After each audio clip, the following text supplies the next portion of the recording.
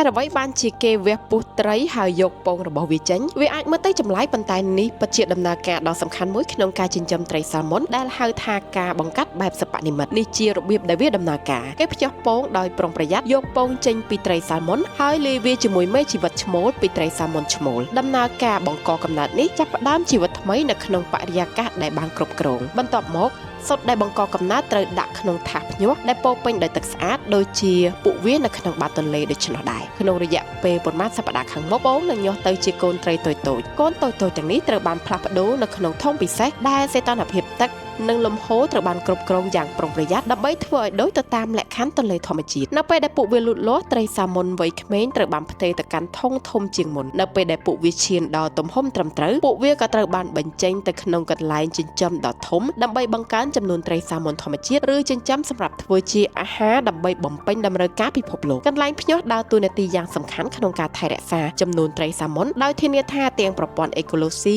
និងអ្នកចូលចិត្តអាហារសមុទ្រនៅតែបន្តទទួលបានអត្ថប្រយោជន៍ពីត្រីមិនគួរឲ្យជឿនេះចំណាយប្រាក់ស្មើកាហ្វេ1 កែវអាចស្ដាប់សៀវភៅល្បីៗបានរហូតជាង300ក្បាលទាញយកពី App Store និង Play Store ឥឡូវនេះសូមវាយពាក្យ eBook Cambodia ដើម្បីស្វែងរក